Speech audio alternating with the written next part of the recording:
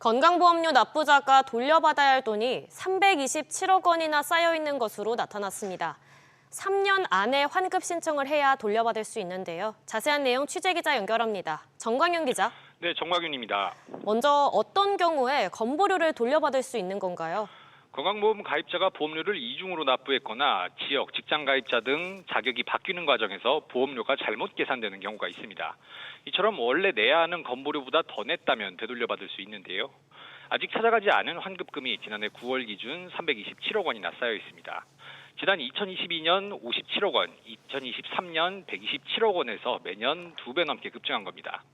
3년 동안 찾아가지 않은 환급금은 건보공단 호주머니로 들어갔는데 이 액수도 지난 2019년부터 3년간 66억 원에 달합니다. 건보공단은 이를 해결하기 위해 매년 환급금 집중 지급 기간을 운영하고 있지만 지난 2023년까지 3년간 처리 대상이었던 미지급액 가운데 약 40%는 환급되지 못한 것으로 나타났습니다. 그렇다면 어떻게 하면 환급을 받을 수 있죠? 건강보험공단 홈페이지나 앱을 통해 환급금이 있는지 조회하고 지급 신청을 할 수 있습니다. 매번 확인하고 신청하는 일이 번거롭다면 환급계좌 사전 신청 제도도 있습니다. 미리 계좌를 등록해 놓으면 환급금이 발생하는 즉시 자동으로 입금해 주는 겁니다. 또 환급 대상자에겐 네이버 앱 등을 통한 모바일 전자고지로 안내문이 발송되기 때문에 이 역시 잘 확인하실 필요가 있겠습니다. SBS 비즈 정광윤입니다. 한편 경기 불황에도 금융지주들의 역대급 실적 행진은 꺾일 줄 모르고 있습니다. 지난해 주요 금융지주들은 고금리로 인한 이자 장사 덕분에 사상 최대의 순이익을 달성했는데요. 심지어 올해는 더 좋을 것으로 전망됩니다. 정동진 기자. 네, 정동진입니다. 일단 주요 금융지주들의 올해 1분기 예상 실적부터 짚어주시죠. 네, 오늘 금융정보업체 FN가이드에 따르면 4대 금융지주의 올 1분기 순이익 전망치는 4조 8,858억 원입니다. 이는 지난해 1분기 실적 대비 13.8% 높습니다. 이 가운데 KB금융의 전망치는 1조 5,806억 원입니다. KB금융은 지난해 초 홍콩 H지수 주가연계증권 손실과 관련해 8,600억 원이 넘는 충당부채를 인식하면서 1조 632억 원의 순이익을 기록했는데요. 올 1분기에는 ELS 사태의 기저효과로 순이익이 50% 가까이 증가할 것으로 전망됩니다. 이외에도 신한금융은 지난해보다 9.1% 오른 1조 4,711억 원, 하나금융지주는 지난해보다 2.1% 오른 1조 637억 원의 순이익을 기록할 것으로 보이고요. 은행 의존도가 90%에 달하는 우리금융만은 지난해 동기 대비 8.2% 감소한 7,704억 원의 순이익을 기록할 것으로 전망됩니다. 연간 실적은 어떤가요? 네, 지난해에 이어 사상 최대 실적을 경신할 것으로 관측됩니다. 4대 금융지주는 올해 연간 총 17조 6,197억 원에 달하는 순이익을 거둘 것으로 전망되는데요. 이는 고금리와 경기 불황 속에 기록한 지난해 실적보다 6.6% 높습니다. 오는 6월 조기 대선을 앞두고 경기 불황 속 금융지주들의 실적 잔치가 이어질 경우 정당을 막론하고 금융권에 대한 상생 압력이 더 커질 것으로 보이는데요. 지난 2월에는 이재명 전 더불어민주당 대표가 그리고 이달 9일에는 국회 정무위원회 소속 국민의힘 의원들이 주요 시중은행장들을 만나 소상공인과 자영업자에 대한 상생금융 역할을 당부한 바 있습니다. SBS 비즈 정동진입니다. 최근 자산운용사들이 비과세를 앞세워서 커버드콜 ETF를 홍보했죠. 특히 월 분배금의 원천인 옵션 프리미엄이 비과세 대상이라며 많은 투자자들이 찾았는데요. 최근 해당 ETF의 분배금을 보유 주식의 배당금으로 채우면서 투자자들은 세금을 납부해야 하는 상황에 놓였습니다. 이민우 기자. 네, 이민우입니다. 먼저 커버드콜 ETF가 어떤 상품인가요?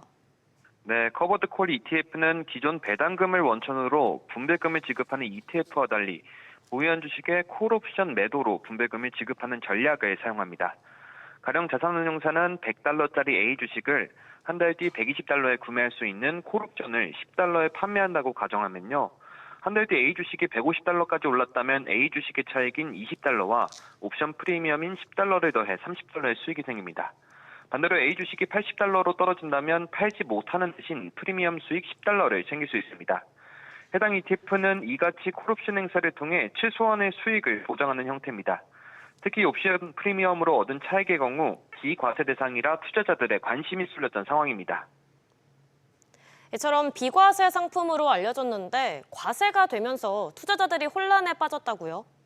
그렇습니다. 지난 2일 삼성자산운용의 포덱스 금융고배당 탑10 타겟 위클리 커버드콜은 주당 123원 분배했지만 모두 과세 대상으로 잡혔습니다. 마찬가지로 하나자산운용의 플러스 고배당주 위클리 커버드콜 역시 주당 148원 모두 세금이 부과됐습니다. 미래에셋자산운용의 타이걸 은행 고배당 플러스 탑10 역시 주당 68원의 분배금 모두 과세 대상입니다. 특히 이셋 모두 배당금으로 분배금을 채우면서 15.4%의 배당소득세가 징수된 탓입니다. 분배금 재원이 옵션 프리미엄 등 파생상품 수익이면 비과세지만 배당금이면 세금이 매겨지기 때문입니다. 문제는 투자자들이 분배금에서 배당금과 옵션 프리미엄 수익 비중을 파악하지 못하는 상황인데요. 금융투자업계 관계자는 ETF가 담고 있는 종목을 분석해 옵션 프리미엄의 수익을 파악해야 하는데 개인 투자자들에게는 어려운 상황이라고 밝혔습니다. SBS BG 이민우입니다. 최근 안보험금 지급 문제로 보험사들이 발칵 뒤집혔습니다. 지금까지 소비자들에게 설명하지 않았던 기준을 대법원이 설명하라고 잇따라 판결한 데 따라서인데요. 이정민 기자. 네, 이정민입니다.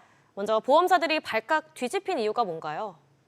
네, 보험사들의 입장과 반대되는 판단을 대법원이 줄줄이 내고 있기 때문입니다. 지난 3일 대법원은 동양생명, 흥국생명, KB라이프, 매트라이프가 제기한 상고심에서 건의함은 보상 대상이 아니라는 내용을 설명할 의무가 없다는 원심 판결을 파기하고 서울고등법원에 환송했습니다. 이유는 특약 내용을 설명하는 게 계약 체결 여부를 결정하거나 이후 행동에 영향을 줄 수 있는 중요한 내용에 해당한다고 봤기 때문입니다. 같은 날 KB손해보험이 서울중앙지법에 설명 의무가 있다는 판결에 불복해 상고한 재판에서도 대법원은 보험사가 설명 의무를 이행하지 않은 것에 유책이 있다고 판단해 상고를 기각했습니다. 그런데 그간 보험사들은 왜 특약 내용을 설명하지 않은 건가요? 네, 보험사들은 그동안 해당 내용이 보험계약 체결 여부에 영향을 미친다고 볼 수 없고 일반적이고 공통된 거라 별도의 설명 없이 예상할 수 있는 사항이라고 주장해왔습니다. 또 지금까지 법원 판단이 엇갈렸던 점도 작용한 걸로 보이는데요. 법조계 관계자는 최근 5, 6년 새 보험금의 설명 의무에 대한 소송이 많아졌는데 보험사들이 반대 논리를 개발하면서 한동안은 설명할 필요가 없다는 판결이 더 많았다고 전했습니다. 소비자 친화적인 대법원 판단이 이어지면서 보험사들도 분주한 모습입니다. 보험사 관계자는 최근 판례라 아직 설명 의무와 관련한 지침이 내려오진 않았다며 이런 판결이 지속되면 보험사는 설명 의무가 있기 때문에 무조건 안내하는 게 맞다고 말했습니다. SBS 비즈 이정민입니다. 한편 경제위기 국면 속에서 유력 대선 주자들이 앞다퉈 성장을 앞세운 비전을 내놓고 있습니다. 이재명 전 민주당 대표는 조금 전 싱크탱크 성장과 통합을 출범시켰고 김문수, 한동훈, 홍준표 등 국민의힘 대선 주자들도 성장을 내세운 경제정책을 잇따라 내놓고 있는데요. 먼저 이정민 기자. 네, 이정민입니다. 이재명 전 더불어민주당 대표의 싱크탱크가 어떻게 꾸려졌나요?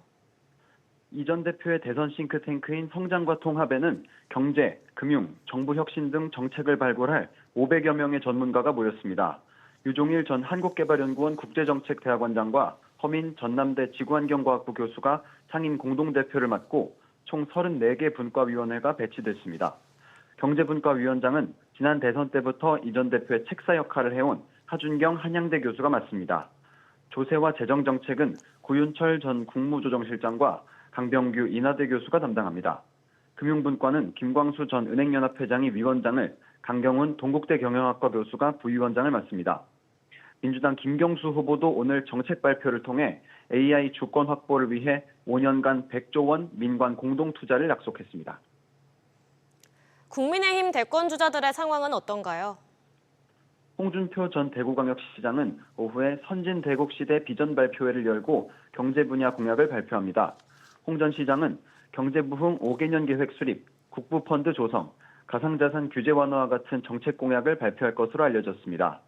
주택, 부동산 대책으로는 재건축 초과이익 환수제 폐지, 재개발 신고제 전환 등이 구상된 바 있습니다.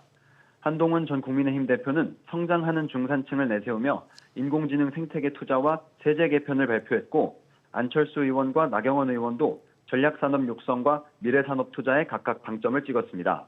유력 주자들 모두 미래 성장을 핵심 키워드로 내세우며 본격적인 비전 경쟁에 돌입했습니다. SBS 비즈 이정민입니다. 올해 초 중국의 생성형 인공지능 딥시크의 출현으로 개인정보 유출 논란이 불거졌었는데요. 이것이 중국산 포비아로 이어지면서 국민들의 불안이 계속됐습니다.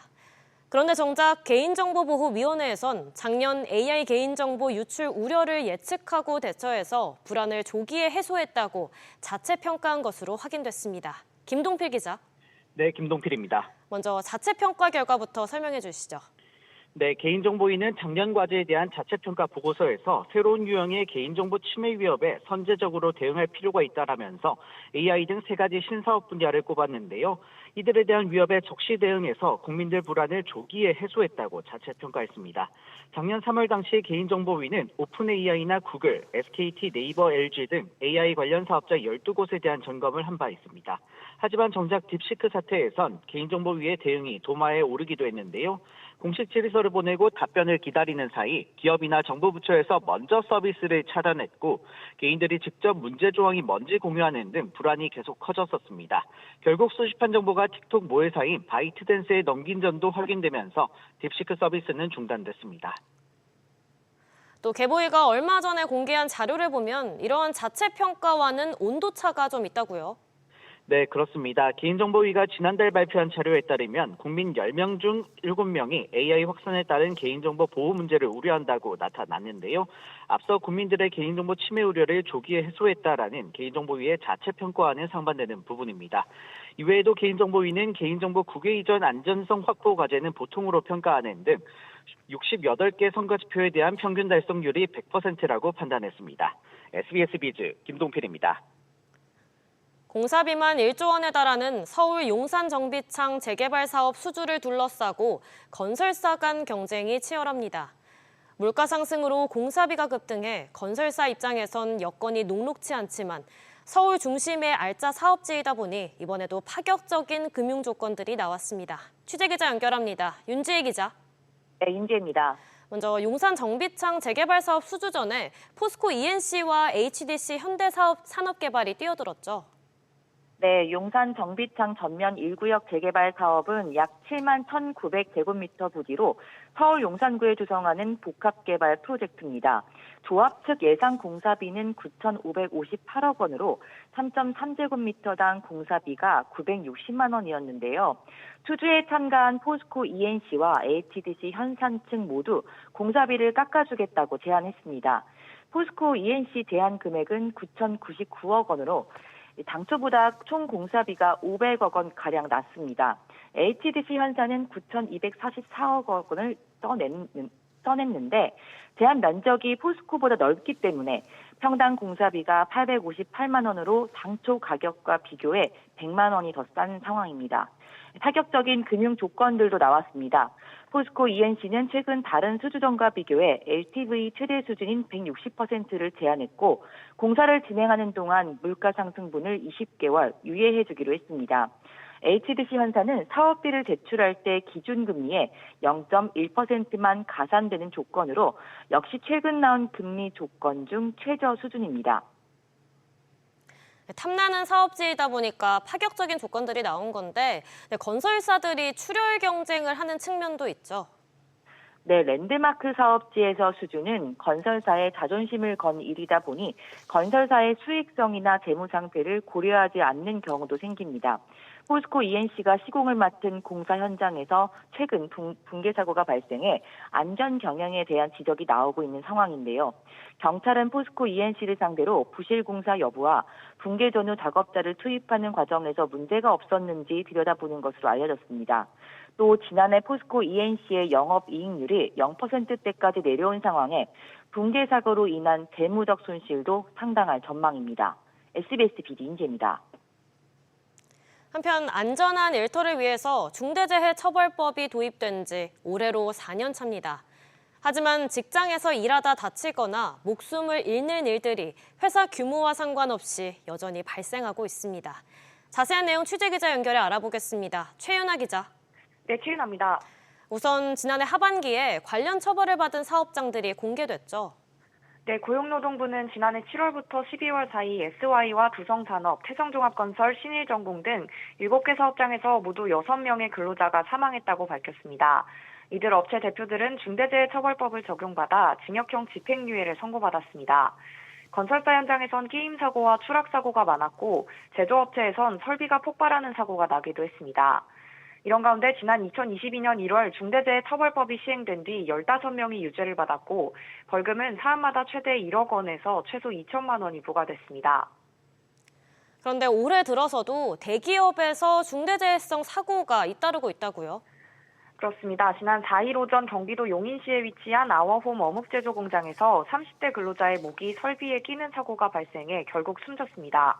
SPC 빵 공장에서도 지난 1월 50대 근로자가 기계 청소 중 손가락이 끼어 절단되는 사고가 났습니다. 또 이랜드가 운영하는 NC백화점에서는 지게차 작업자가 사망하는 사고로 고용부가 조사를 진행하고 있는데요. 2인 1조로 했어야 하는 작업을 무리하게 한 명이 하면서 화를 키운 것으로 전해집니다. SBS 비즈 최윤아입니다.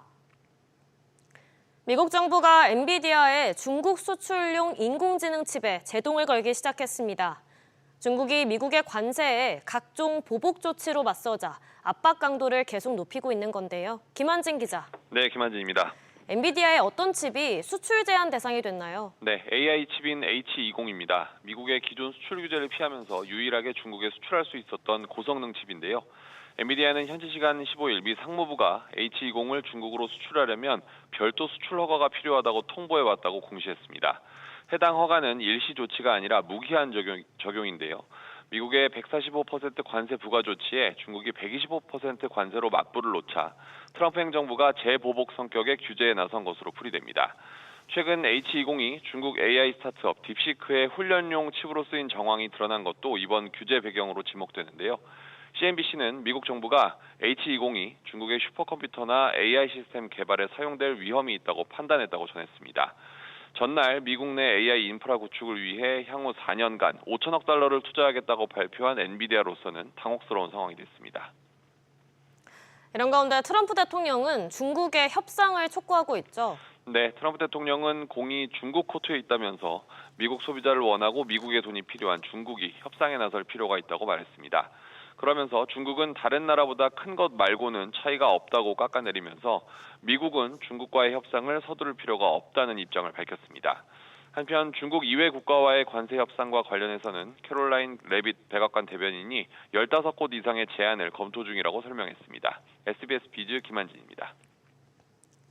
삼성전기가 주력 제품인 적층 세라믹 커패시터의 사업 영역을 차량용 전자전기 장비로 확장하고 있습니다. 업계에 따르면 삼성전기는 최근 중국 전기차 업체 비아디를 포함한 중국 전장업체들에 수천억 원 규모의 MLCC를 공급하는 것으로 전해졌습니다. MLCC는 삼성전기 전체 매출의 절반 수준을 차지하는 핵심 제품으로 이번 공급은 이재용 삼성전자 회장이 최근 중국에서 파트너사들을 만나 전장 협력 등을 논의한 결과로 분석됩니다. 다음 소식입니다. 방위사업청이 일괄적인 방식이 아닌 무기체계별 성과 기반 계약, PBL 매뉴얼을 만들어서 성과 기반 계약을 확대할 방침입니다. 이에 따라 방산업체들은 앞으로 우리 군에 무기를 판매할 경우 무기체계별로 사후 관리에 더욱 신경을 써야 합니다. 취재기자 연결합니다. 박연신 기자. 네, 박연신입니다. 성과 기반 계약은 어떤 방식이고 또 정부가 왜 이런 방식을 확대하는 건가요? 성과 기반 계약, PBL은 성과 측정 지표에 따라 대금을 차등 지급하는 계약 방식입니다. 무기체계의 안정적인 가동률과 부품 등의 조달 효율성을 높이기 위해 지난 2010년부터 도입되어 온 방식입니다. 도입 시점은 오래됐지만 사실상 지난해 들어서야 해당 계약 방식이 활성화되기 시작했습니다. 지금까지는 방사청이 국내 방산업체와 PBL 방식으로 계약할 때 탱크와 전투기, 대포 탐지 레이더 등 육상, 해상, 공중 모든 무기에 동일한 방식이 적용돼 왔습니다. 이 때문에 정산과 관리에 어려움을 겪었던 것으로 전해졌는데요. 앞으로는 육상, 해상, 공중 등 무기 체계별로 나눠 매뉴얼을 제정해 계약을 관리할 예정인 것으로 확인됐습니다. 이렇게 되면 방산업체들의 어떤 영향이 있을까요? 방사청은 국내 방산업체와의 무기 계약에 한정해 이번 PBL 계약 매뉴얼을 도입하겠다는 방침인데요. 국내 방산업체들은 판매한 무기에 대한 부속품과 수리까지 담당을 해야 하기 때문에 운용을 위한 무기체계별 관리를 더욱 강화할 것으로 보입니다. 예를 들어 한국형 차기 구축함 KDDX의 PBL 방식이 적용된다면 HD 현대와 한화오션은 계약 체결 이후 해상 무기체계 매뉴얼에 따라 KDDX 운용까지 담당하게 되는데요. 한편 이번 매뉴얼에 지금까지 군에서 사용하지 않고 있는 AI나 로봇 등 첨단 무기체계에 대한 계약 방식도 정해질 예정이어서 첨단 무기 도입도 본격화할 것으로 예상됩니다. SBS 비즈 박연신입니다. 보험사도 자연재해나 대형 사고 등으로 발생할 수 있는 위험 부담과 비용을 절감하기 위해 재보험에 가입하는데요. 국내 보험회사가 해외 재보험사에 가입하고 낸 보험료가 3년간 14조 원에 육박한 것으로 나타났습니다. 신다미 기자. 네, 신다입니다.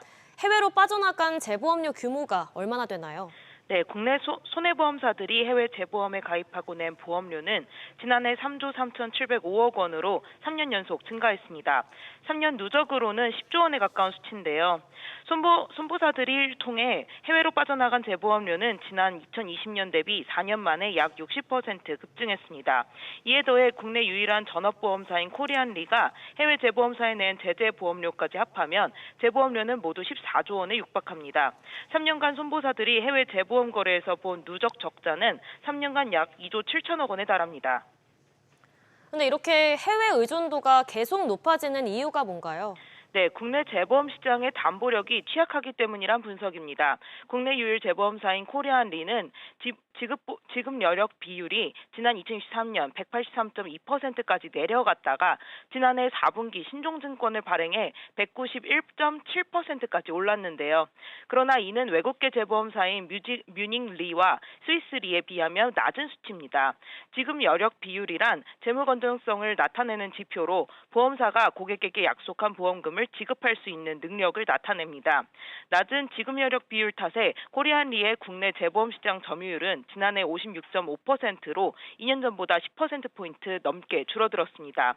외국 업체들이 국내에서 빠르게 몸집을 키우고 있는 만큼 유일한 재보험사가 독과점적인 지위를 유지하고 있는 국내 재보험 시장에도 변화가 필요하다는 지적입니다. SBS 비즈 신다입니다.